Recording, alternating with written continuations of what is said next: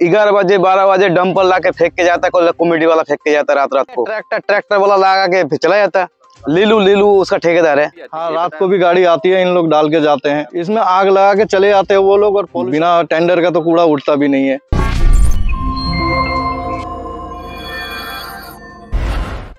लगातार बढ़ते प्रदूषण को देखते हुए शुक्रवार से एनसीआर में ग्रेव 3 लागू कर दिया गया, अर्थात तमाम पाबंदियों को बढ़ा दिया गया। दिल्ली में हालात इस कदर खराब है कि वहां पर प्राइमरी स्कूल बंद करने पड़े हैं। अब बात करते हैं, क्योंकि एनसीआर में रेवाड़ी भी शामिल है और हम रेवाड़ी के कंटेनर डिपो के पास यहाँ पर खड़े हैं। आप मेरे पीछे देख सकते हैं किस तरह से यहाँ पर आग जली हुई है और किस तरह से यहाँ से धुआं निकलता हुआ देखा जा सकता है।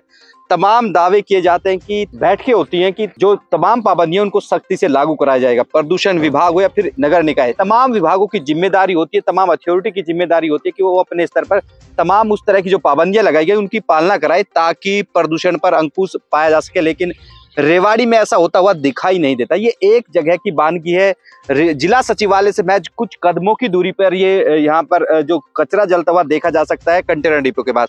दूसरा सबसे बड़ा सवाल ये है कि यहाँ पर आप देख सकते हैं किस तरह से कचरे का ढेर लगा हुआ है, क्योंकि रेवाड़ी में कचरे के लिए डोर टू डोर कचरा कलेक्शन के लिए और डिस्पोज करने के लिए, उसका निस्तारण करने के लिए 5 करोड़ करीब 30 लाख का टेंडर दिया गया है। ऐसे में सबसे बड़ा सवाल है कि जो कचरा यहाँ पर आता है आखिर कहाँ से लाया जाता है और आखिर यहाँ पर कौन डाले, और क्या ये नगर निकाय जिनका जिम्मा होता है, अथॉरिटी का जो जिसका जिम्मा है, उसको क्यों नहीं दिखाई देता। क्योंकि जिला सचिवालय तमाम बैठकें जिला सचिवालय में होती हैं और तमाम यहाँ पर कड़े निर्देश दिए जाते हैं और तमाम अधिकारियों को चेताया जाता है, लेकिन जब कमरे से बाहर निकलते शायद इन अधिकारियों को ये चीजें दिखाई नहीं देती जिस तरह से यहाँ के हालात हैं। शुक्रवार की बात करें, जब हमने पोल्यूशन विभाग के जो यहाँ आरओ है हरीश जी, उनसे बात की तो उनका कहना था कि जो AQI वायु गुणवत्ता सूचकांक है 272 पर। ऐसे में समझा जा सकता है कि यह जो फिगर मैं बता रहा हूँ, जो आंकड़ा बता रहा हूँ, ये कहीं ना कहीं खराब श्रेणी में आता है। और कहीं ना कहीं जो आंखों में जलन की बात करें या फिर सांस की बीमारी की बात करें, हार्ट पेशेंट की बात, तमाम ऐसे जो मरीज हैं जो सांस की बीमारी से जूझ रहे हैं, उनके लिए कहीं ना कहीं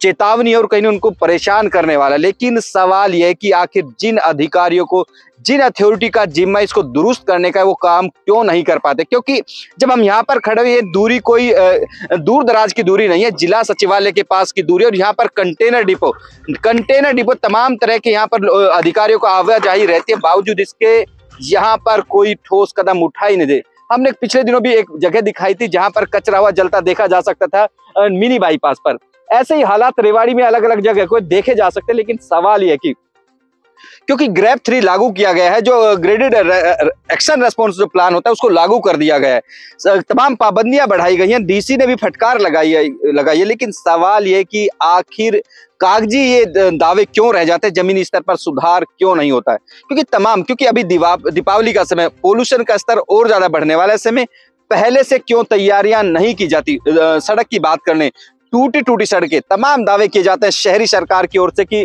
तमाम दावे की जो गड्ढों को भरने की बात होती है। गढ़ी बोलनी रोड, शहर का गढ़ी बोलनी रोड जो सबसे पोश इलाकों में माना जाता है, कई महीनों से सड़कें टूटी है, लेकिन आज तक उनके गड्ढे तक नहीं भरे गए। जब यहाँ पर एक कार्यक्रम हमने देखा था, एक रेवाड़ी के सेक्टर 1 में आरती राव पहुंची थी, केंद्रीय मंत्री की बेटी, तो उनके सामने भी कुछ शहर के जो जिम्मेदार लोग थे, जो जागरूक लोग थे, उन्होंने गढ़ी बोलने की रोड के जो टूटी सड़कों का समस्या रखी। तो दावा किया गया था, जो वहां पर लोग मौजूद थे, जो यहाँ पे शहरी सरकार की मुखिया मौजूद थी, उनकी ओर से कहा गया था कि इन गड्ढों को तुरंत भरवा दिया जाएगा।